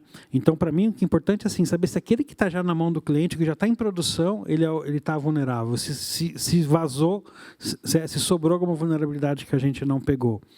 Então, eu foquei muito mais nisso. Né? Só que aí tem aquela desvantagem, eu não posso ter conta de teste, tem acesso limitado, porque você tem que baixar o aplicativo no seu celular, criar uma conta de verdade. Né? Então, tem todas as dores de cabeça. Se eu desse acesso ao ambiente de testes, de homologação e tal, eu não teria tanta essa limitação, porque é ambiente de teste, tem conta de teste e tal, não transaciona de verdade. Só que aí não necessariamente aquela versão do aplicativo que a pessoa testou é a versão que vai para o ar. Né? Então, de repente, aquele teste ela vai testar, vai me avisar, eu vou corrigir, mas né, aquela versão talvez nem iria para o ar por outros motivos também. Então, e aí eu teria que construir toda também uma infraestrutura de VPN, de acesso, para dar um acesso diferenciado para alguém de fora. Então, eu achei que não compensava o esforço, né, versus o foco de realmente testar o que está em produção. Eu acho que talvez no mundo perfeito a gente poderia ter sempre no ambiente de teste, mas tinha que garantir que esse ambiente seria fiel quando liberado para a produção. Mas mesmo assim, quando saem as coisas vulnerabilidades novas, se não está que o bug bounty vai encontrar, ele precisa testar a produção. Em algum momento ele vai ter que olhar a produção, não faz muito sentido. Então, talvez a gente ganhe mais tempo já colocando a produção para olhar. Hoje que a gente tem aqui, nossas aplicações são as que estão em produção, rodando, né? E é lá que a gente olha essas vulnerabilidades que é encontrado no ambiente. Tá? Bom, gente, vou para a próxima aqui. Como garantir que as falhas reportadas... Não, tem um monte. Pô, legal. Não, tô gostando. Assim, da minha parte, tô gostando. Assim, não sei qual que é o tempo aí de vocês aí, mas para mim tá valendo. Como garantir que as falhas reportadas em um programa de bug bounty não acontecerão novamente, visto que nem sempre são falhas dos fabulosos desenvolvedores, mas também de infra/ambiente. Esse cara deve, hein? Esse cara me perguntou deve. Eu senti um coração peludo aí. Sentiu ironia. Né? Olha, assim, eu sei de uma empresa que tem programa de bug bounty, que eu não vou citar o nome, que ela recebeu um reporte de uma vulnerabilidade que nem era uma coisa muito grave, era um erro de configuração no DNS que pode acontecer. Então, você tinha parâmetros não configurados que davam possibilidade da pessoa fazer phishing com seu domínio. Né? E essa empresa recebeu a notificação, repassou para o time de infraestrutura para corrigir, e o time de infra demorou 1 ano para corrigir essa daí. Nesse meio tempo, recebeu outros 3 reportes idênticos, entendeu? E aí, reporte duplicado, transtorno, fala, não, ó, isso aí que você reportou para mim, a gente já está sabendo desde o ano passado, só que a gente não corrigiu ainda, tal. Então, paga mico, tal. Então, pode acontecer? Pode. O ideal é assim, você receber um reporte, você corrige o mais rápido possível, porque, de novo, é uma vulnerabilidade no seu ambiente. Pode não ser de desenvolvimento, pode ser de infra, pode ser de configuração, pode ser uma falha na regra de negócio, que você não tinha nem pensado. Putz, realmente, não, nesse caso aqui a regra de negócio expõe a gente a um determinado risco. Então, não necessariamente a culpa é do desenvolvedor, tá? Não, e assim, ele perguntou como se a vulnerabilidade não volte a ocorrer, né? Então, tem que ser... Normalmente, o processo, né, do bug bounty também, a gente ele reporta, a gente corrige, pede que faça um reteste, né? A gente também faz, antes dele fazer o reteste, a gente também faz um reteste interno. E, teoricamente, tudo funcionando, né? Isso aí resolve e você paga ele. Mas as vulnerabilidades são vivas, então não quer dizer que amanhã, daqui a um mês, apareça de novo porque foi explorada de uma outra forma. Né? Como o Gonquizes falou também em um dos momentos aqui, é difícil a gente prever essa questão das vulnerabilidades, né? Até prever budget e tudo mais. Mas eu acho que o ponto é esse, a gente tem tratado a maior prioridade possível, né? Maior celeridade e não tem muito jeito de corrigir, gente. E também, assim, se for um tipo de cenário de teste que a gente ainda não tinha previsto, de repente você incorpora isso na rotina de desenvolvimento. Na sua rotina lá, padrão, né? de testes, né? Então, de repente, é uma coisa que nunca ninguém tinha testado antes, e a partir de agora a gente vai começar a fazer esse teste rotineiro também. Então, se aquela vulnerabilidade voltar, a gente mesmo pega internamente. Legal, gente, essa aqui é super interessante. Ó. O programa de Bug Bounty serve somente para falhas de segurança ou para qualquer tipo de bug encontrado? Eu acho que você pode... Vai muito da sua criatividade. Você pode abrir para outras coisas. Então, no meu caso, por exemplo, abrir para vazamento de dados não é uma coisa comum. Algumas empresas até têm também. Com certeza, eu não fui a primeira empresa do mundo a fazer isso, mas fui uma das poucas que fez isso. Ou seja, essa ideia eu tive quando surgiu o LGPD. Falei, caramba, LGPD, vazamento de dados pessoais, tal, isso é treta, né? Então, eu já falei, putz, vamos botar dentro do programa de Bug Bounty vazamento de dados, porque se tiver algum dado vazando por aí, eu quero saber. Né? É importante para mim saber. Né? Se tiver alguma informação interna do banco vazando por aí, código-fonte que vazou, que às vezes acontece, né? O desenvolvedor vai lá, pega o código-fonte, a gente, né, coloca no GitHub e tal. Né? Já teve fornecedor que estava fazendo projeto para a gente, botou todo o desenho do projeto no Trello público também, entendeu? Então, às vezes acontece aí, né? Assim, a galera esquece de, sei lá, setar para privado o negócio, tal. Na verdade, nem deveria estar lá, né? Muito menos público. Então, vai muito da criatividade. Você pode abrir para outros cenários. A gente cria a regra, né? Eu vou dizer, olha, no meu programa de Bug Bounty vale tal tipo de teste, vale tal tipo de bug, né? É até uma pergunta legal, assim, porque assim, é um programa de Bug Bounty, não é de Vulnerability Bounty, né? Sim, por isso que eu achei a pergunta muito interessante. Muito legal, parabéns pela pergunta aí. Porque a gente pode, né, pensar em várias outras frentes que pode ser adotado também, então bem legal. Mais uma aqui. E quando a falha encontrada é originada de engenharia social, como tratar? Então, ótima pergunta. Aqui no caso, o que é engenharia social? Você manipulou o usuário a dar um acesso, a fazer alguma coisa, né? Normalmente, os programas de Bug Bounty já excluem isso daí nas regras, porque isso não é uma vulnerabilidade técnica do seu ambiente, do seu aplicativo, e sim uma manipulação do usuário, ou seja, né, golpe do WhatsApp. Quem aqui não conhece golpe do WhatsApp? Né? Eu vou lá, né, pego a foto do Fernando, né, boto no meu WhatsApp, né, que não tem nem o número dele, né, descubro o telefone de algum parente dele e começo a mandar mensagem. Oi, aqui é o Fernando, né, eu troquei de celular, anota meu número novo, tal.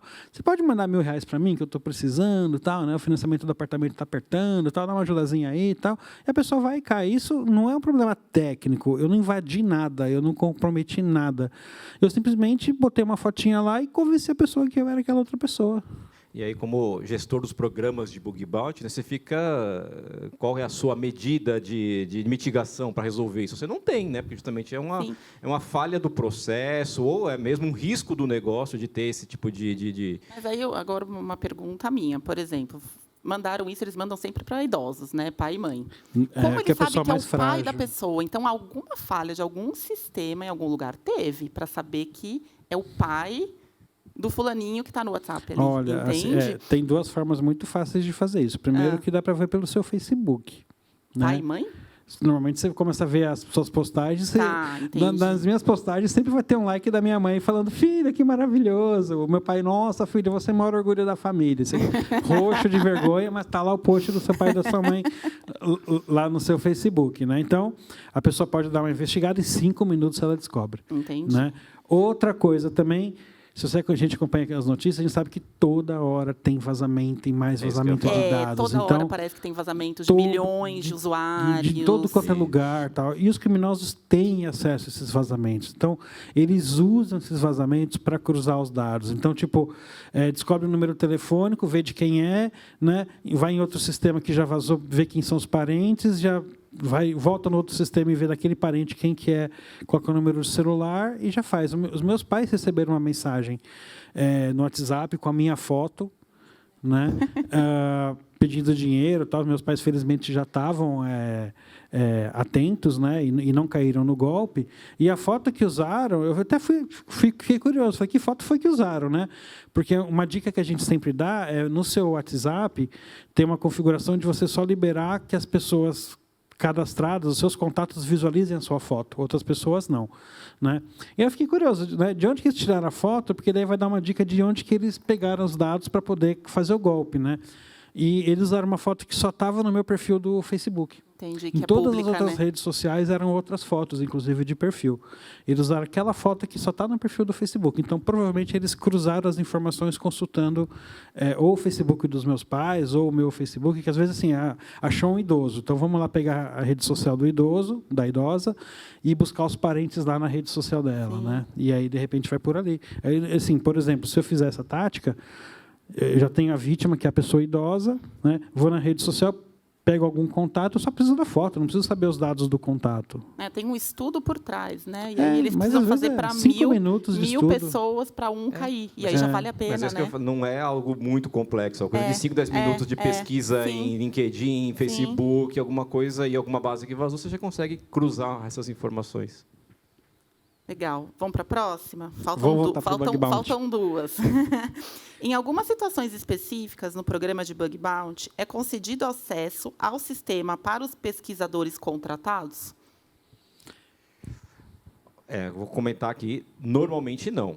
Tá? Normalmente, a gente não concede acesso. Eles pesquisam com as informações que eles têm disponíveis na web, né? Pelo menos no nosso programa a gente tem feito isso, para justamente poder validar até onde ele consegue chegar, com aquelas informações que estão públicas lá. Quando é necessário fazer algum teste mais desses que a gente chama até de... Tem alguns termos como gray box, white box, a gente dá acesso, sim, mas aí é uma empresa, normalmente, que faz um pen test, e aí, sim, ele loga na aplicação e tenta explorar ela, todas as vulnerabilidades, até onde ele consegue chegar. Normalmente, pelos nossos programas que a gente tem aqui, que eu vejo um pouquinho, não tem essa possibilidade. No nosso caso também não, mas que eu já comentei, né? Tem outros programas de bug bounty de outras empresas que às vezes elas dão acesso direto ao ambiente ou direto ao ambiente de testes. Então, isso pode acontecer. No meu caso, não acontece também igual com vocês. Mas, eventualmente, algum programa de bug bounty, de novo, é decisão da empresa, né? do cenário, é bem específico. Pode, eventualmente, ter isso daí, sim. Legal.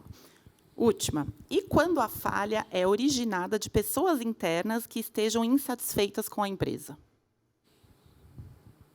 Estou tentando pensar uma resposta que não seja ofensiva, que não fira a moral, os bons costumes e tal. Aí você, Desligamento, né? Assim, você segue o padrão normal da política de consequências da empresa. E processo, certo? Imaginar que as pessoas não criam as vulnerabilidades porque elas querem, né? A gente parte pelo menos desse princípio, né? Até por vulnerabilidade, todo dia sai uma vulnerabilidade nova em algum componente, né, de desenvolvimento.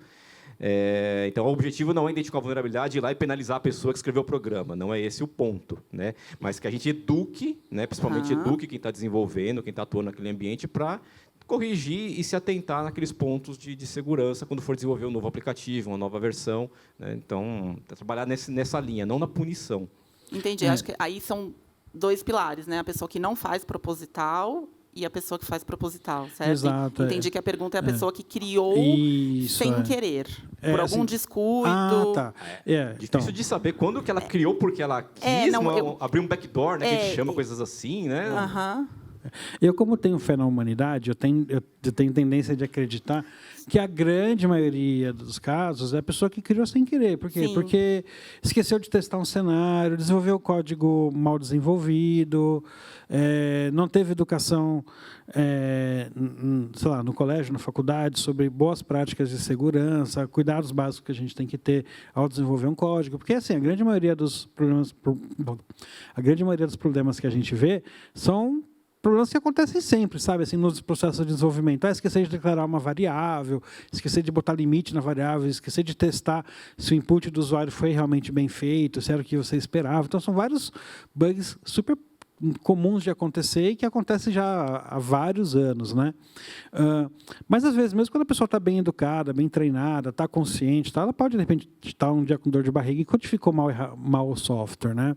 Ou a pessoa de infraestrutura, né? A culpa não é só do programador, né? A pessoa de infraestrutura foi lá, desligou lá a sua base na Amazon, esqueceu de desabilitar o DNS lá que apontava para lá. Isso pode acontecer, é falha do processo, ou a pessoa naquele dia estava desatenta ou cheia de coisa para fazer e essa daí fez pela metade, quem nunca, né? Então, assim, eu me arrisco a dizer que a grande maioria dos problemas acontece acidentalmente, por, né, uma pequena negligência do dia a dia.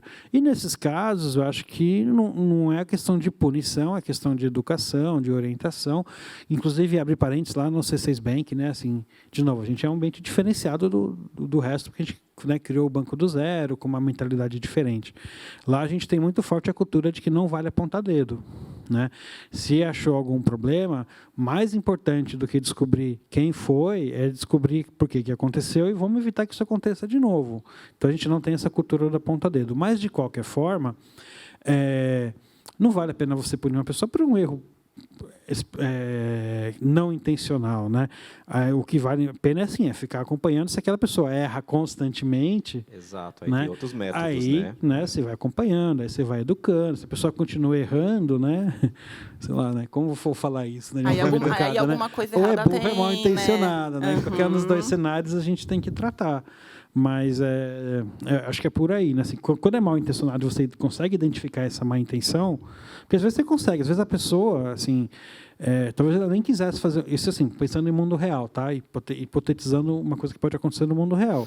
Às vezes a pessoa é uma desenvolvedora sua, mas foi aliciada por um grupo criminoso, né? Porque pagou muito bem ou porque ameaçou a família, né? E aquela pessoa ela acaba sendo obrigada a fazer uma fraude interna lá, ou ela acaba convencida a fazer uma fraude interna. Aí você tem um tipo de tratamento que foi intencional. Mas se é uma coisa não intencional, aí vamos educar, vamos corrigir, vamos melhorar o processo para que isso não aconteça de novo, né? E monitorar para que isso não aconteça de novo, né? Falei muita besteira? Não, tá tudo certo. Acho que foi legal essa última parte aí, que eu não tinha lembrado, mas a gente viu vários casos recentes aí de aliciamento, né, tentativas de aliciamento de várias empresas, né, que num grupo de Telegram aí específico, né, um grupo criminoso pedindo pessoas de empresas específicas, né, que tinham acessos para justamente tentar fazer o tal dos insiders. Os caras ofereceram $1 milhão para você fornecer para esse grupo criminoso o seu usuário e senha na rede. Eles colocaram lá, se você trabalha nesta empresa, foi bem direcionado, né? Então, assim, você imagina esse tipo de situação. É o caso desse, né, que a gente estava comentando. $1 milhão é boa grana, não vou negar, né? Dá para resolver a vida um pouquinho, né? Se não te pegarem depois, né? E desresolver tudo. Bom, gente, excelente. Super obrigado pelo bate-papo, pela apresentação. Então, assim, conteúdo sensacional. Eu acho que, assim como eu, que fiquei muito interessado, acho que o pessoal aí de casa também. Por hoje ficamos por aqui e amanhã a gente volta com o nosso último dia de Talk Week. Tchau, pessoal!